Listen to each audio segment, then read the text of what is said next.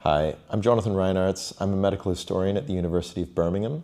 I put together an exhibition which marked the 200th anniversary of a medical school in Birmingham. So for the purposes of today, I've selected a few objects that I'd like to talk about in a bit more detail.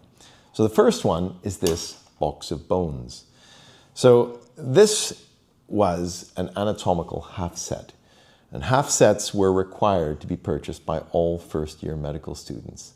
Up until the 1980s, these would have been shipped to the UK from India. These were unclaimed bodies of the poor.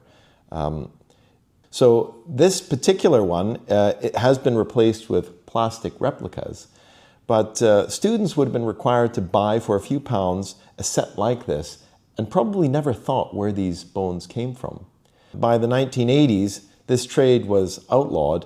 A lot of people who had studied and held on to their half sets, these turn up in attics, in cupboards. So while the trade is officially ended, these turn up, and probably not the last time you'll see a set like this.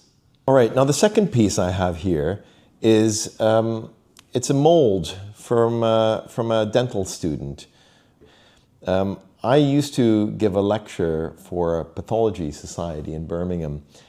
One day I came across the name Harold Round, and I had never heard of Harold Round before. So I did a little bit of research. Now, Harold Round was one of the first students to graduate from the dental hospital when it became a dental school in 1900.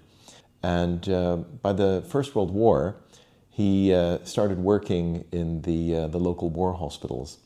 And the university was turned into one of those hospitals, and they saw a lot of casualties who'd been removed from the Western Front. A lot of them had been injured in ways that people had never seen before with the trench warfare that was taking place. A lot of facial injuries and horrific injuries to the mouth and jaw. And Harold Round and Arthur Parrott opened up a jaw clinic, and they did some of the first reconstructive surgery in the world, actually. So what I actually have is just an ordinary dental sort of fitting, which would have allowed somebody to apply radium to a mouth cancer. So he and Arthur Parrott then filed a patent at the US Patent Office for the very first airbag. And every patent that has been issued since, whether it's BMW or Mercedes or any other automobile company, they reference that first patent in 1919. So the final piece is a forceps. One of the blue plaques we have on the front of the medical school also recognizes the work of the first woman to be appointed a professor at the university. So again, this particular forceps is not necessarily one that was used by Hilda Lloyd, but it's one that would have been included in the obstetric flying squad that she set up. So although people knew how to deliver children, at the beginning of the 20th century, maternal mortality was still embarrassingly high in the UK and in the Western world, really, in the early 20th century.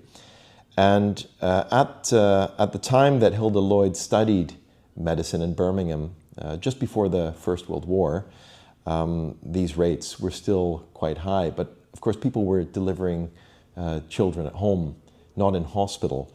So a lot of times when people were experiencing complications of birth and postpartum hemorrhage, for example, there wasn't a medical practitioner available to deal with these medical emergencies.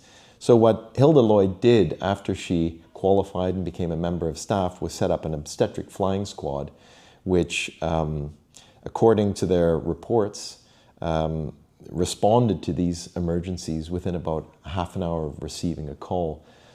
So as a result of setting up that obstetric flying squad, first dozens, and then by the end of the 1940s, hundreds of women who would have probably died during childbirth were being saved.